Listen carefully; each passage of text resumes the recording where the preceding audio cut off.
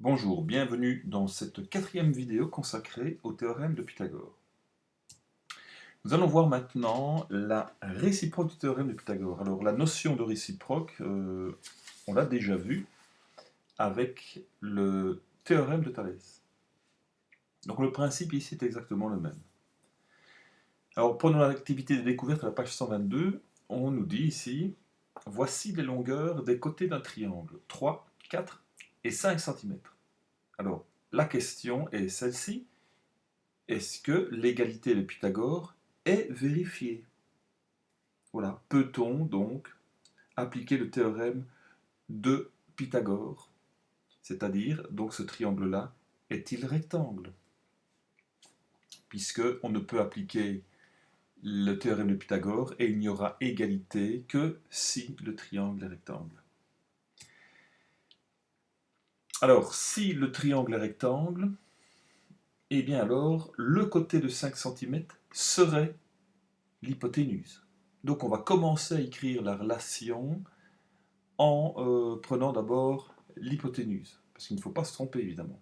Si on se trompe au niveau des côtés, hein, qu'on les place mal dans notre égalité, alors forcément ça ne fonctionnera pas. Donc le 5 cm, on voit que c'est le côté le plus long, donc si le triangle est rectangle, ça doit être l'hypoténuse. Donc on va commencer à élever ce côté-là au carré, et puis on va mettre égal. Est-ce que cela serait égal? Donc il ne faut pas oublier le point d'interrogation, parce que l'on teste l'égalité. Est-ce que là serait égal à la somme des carrés des deux autres longueurs, donc des deux autres côtés? Donc 3 et 4 seraient alors les longueurs des catètes. Eh bien, on calcule, donc on voit que 25 est égal à 9 plus 16 est égal à 25. Donc oui, l'égalité de Pythagore est vérifiée.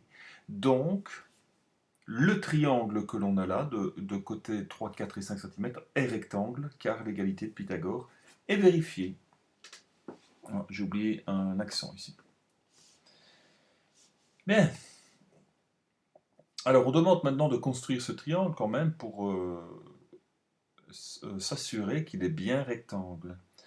Donc on n'oublie pas que pour construire ce triangle-là, l'idéal c'est de le faire au compas, d'accord? Et on peut commencer par n'importe quel côté. Maintenant, bon, ben voilà, souvent vous demandez de commencer par le côté le plus long, mais personnellement, peu importe. Commencez par le côté que vous voulez. De toute façon, quelle que soit la longueur par laquelle vous commencez, eh bien, le triangle sera disposé différemment. Mais ce n'est pas pour ça qu'ils seront différents. Et donc voilà, 5 cm, et puis on prend le compas, 3, 4 cm, on obtient un point d'intersection, on relie. Et qu'observe-t-on? D'accord?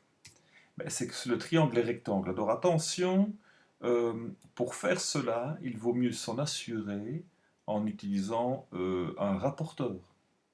D'accord?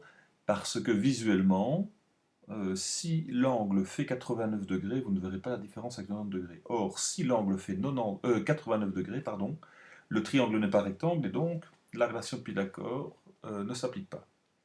Donc voilà, vérifiez évidemment avec un rapporteur. Alors, maintenant on va voir une petite vidéo, d'accord? Donc on replace le théorème de Pythagore dans son contexte historique avec la vidéo Cours de mathématiques au château de Guédelon par Hein Koen.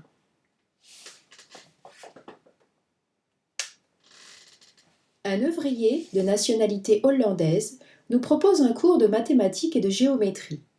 Si nous construisons un château, nous devons régulièrement mesurer. Dans le Moyen-Âge, on ne va pas encore les millimètres, les centimètres, les mètres.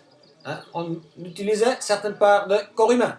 Ce que j'ai ici dans ma main, ça s'appelle une pige. Et les mesures du Moyen-Âge, vous allez trouver sur cette pige-là. Je vais vous montrer les mesures. Pour commencer avec le plus petit, la pouce, paume, palme, l'empont, le pied et la longueur de pige, le coudé. Durant la construction, régulièrement, il y a des petits calculs à faire. C'est ici que ça nous intéresse. Le grand problème dans le Moyen-Âge, c'est quand même que très peu de gens allaient à l'école. Alors pour aider les ouvriers, on a une petite astuce, la fameuse corde à 13 nœuds. déjà inventé par les Égyptiens qui travaillaient il y a 4000 ans avec. 13 nœuds, 12 intervalles, ce sont les intervalles qui nous intéressent. Alors on va commencer doucement. Alors, 2 intervalles. Avec un intervalle, ça fait 3. Avec un, ça fait 4. Moins 2, ça va 2. Jusque-là, on peut suivre. Ce n'est pas encore trop compliqué. Maintenant, nous allons multiplier. Déjà, pour expliquer le mot multiplier, ça vient de ce corde-là. Multiplier. Par exemple, 3 fois 2. 1, 2, 3. Fait 6 intervalles divisé par 2, 3. Tous les calculs simples se font avec ce corde à 13 nœuds.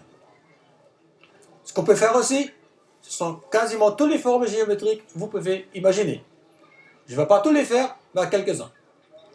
Si vous voulez m'aider, s'il vous plaît, vous prenez 2 intervalles. Vous connaissez un petit peu, je pense. Oui, il obéit bien, le Ce monsieur. que nous avons ici, c'est un rectangle. À l'époque, ça s'appelle un carré lent ou carré double. Je prends un intervalle en plus ici, vous là-bas. Ce qu'on a ici, un carré. Vous prenez encore un intervalle en plus. Vous tirez le triangle équilatéral. Encore un. Vous prenez 2 intervalles. Isocèle. 5, 5, 2.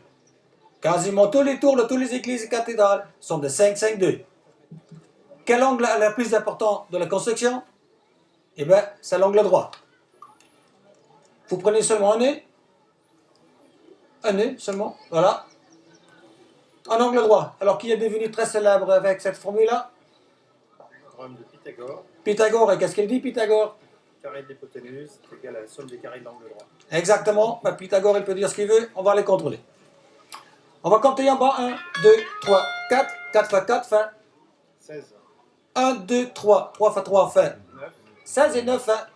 25, On va compter en face. 1, 2, 3, 4, 5. 5 fois 5. 25. 25, 25. Ça veut dire que l'angle est parfaitement droit. Une formule qu'on utilise tous les jours sur tous les chantiers de le monde entier. Voilà, super intéressant. Hein. Alors, je vous montre ici cette fameuse corde à 13 nœuds, d'accord? Donc 1, 2, 3, 4, 5. 1, 2, 3, donc ce qui nous fait 8. 1, 2, 3, 4, ça fait 12 intervalles, et donc forcément, le nombre de nœuds est égal à 13. Hein. Vous pouvez compter si vous voulez, hein. 1, 2, 3, 4, 5, 6, voilà. Plus 4, d'accord, plus 2, 3 ici, pardon, ce qui fait 9, plus 4, ce qui fait 13. Donc voilà. Donc 5 intervalles, 3 intervalles et 4 intervalles. Et donc là, on se demande, est-ce que le triangle est rectangle? Eh bien, par la réciproque du théorème de Pythagore, on écrit donc cette égalité-là, on essaye de voir si c'est correct, et on a bien 25 égale 25. Donc le triangle est rectangle. Donc il faut se dire que les Égyptiens utilisaient la corde à 13 nœuds, ils la disposaient de cette façon, d'accord, pour pouvoir construire des murs perpendiculaires. Voilà. Mais Pythagore, évidemment, bien après, a démontré que cela se passait dans n'importe quel triangle rectangle. Alors, l'énoncé du théorème, on nous dit ici que si dans un triangle, le carré de la longueur du plus grand côté est égal à la somme des carrés des longueurs des deux autres côtés, alors le triangle est rectangle. Voilà, donc en fait on fait exactement la même chose, sauf qu'on ne parle pas d'hypoténuse et de cathète, parce qu'on teste pour voir si le triangle est rectangle. Et donc on émet une condition, si, d'accord, il se passe que la longueur du plus grand côté élevé au carré est égale à la somme des carrés des deux autres, donc si c'est égal, alors le triangle est rectangle. Alors, petit exemple, ici, normalement, c'est un exemple qui doit se trouver après la démonstration, mais je l'ai mis maintenant. Je l'ai mis tout de suite ici, après l'énoncé. Donc, exemple, le triangle MNO est-il rectangle? Alors, si oui, il faudra alors dire quel est le sommet de l'angle droit. Alors évidemment, la figure n'est pas à l'échelle, parce qu'on voit ici évidemment que on a MN fait 10 cm, tandis que NO fait 8 cm, alors que visuellement, NO évidemment est plus long que MN. Donc ce n'est pas à l'échelle. Hein. Donc on est obligé de le vérifier ici par calcul. Et donc, on est dans le triangle MNO. Et ici, bah, évidemment, on va vérifier cette égalité. Alors attention, pour ne pas se tromper, il faut toujours regarder où se trouve le côté le plus long. Et donc, on a 6, 8 et 10. Donc, le plus grand côté, d'accord, c'est bien 10 cm. Eh bien, je viens l'élever au carré. Donc, MN élevé au carré. Donc, si le triangle est rectangle, c'est MN qui doit être l'hypoténuse. Et c'est égal à quoi? Eh bien, à la somme des carrés des autres longueurs. Donc, le carré de 8 et le carré de 6. Donc, carré de NO et le carré de MO. On vérifie l'égalité. 10 au carré, est-ce que c'est égal à 8 au carré plus 6 au carré? Est-ce que 100 est égal à 64 plus 36? Eh bien, 100 est égal à 100. Donc, on a bien une égalité. Donc, ce triangle-là est rectangle. Maintenant, on nous demande de dire quel est le nom de l'angle droit. Ben, c'est assez simple. Puisqu'ici, nous avons placé le côté de plus grande longueur, eh bien alors, vu que le triangle est rectangle, c'est ce côté-là qui est l'hypoténuse. Et donc, quel est l'angle qui est en face, donc opposé au segment MN qui est l'hypoténuse? C'est l'angle O. D'accord? Alors oui, ici, maintenant, on termine donc l'exercice en mettant, par la réciproque du théorème de Pythagore, le triangle MNO est rectangle en, et donc je viens de l'expliquer, il est rectangle en haut. Donc l'angle droit est opposé à l'hypoténuse. Donc attention, dans les exercices précédents, quand on appliquait Pythagore dans les triangles rectangles, on disait dans le triangle un tel rectangle en, et puis par le théorème de Pythagore, ici, on nomme le triangle, on vérifie notre égalité, et puis après, on conclut en disant que par la réciproque du théorème de Pythagore, ben, le triangle est rectangle en, ben, voilà, en l'angle qui est opposé à l'hypoténuse. Voilà, cette vidéo est terminée, on se retrouve pour la prochaine, à bientôt.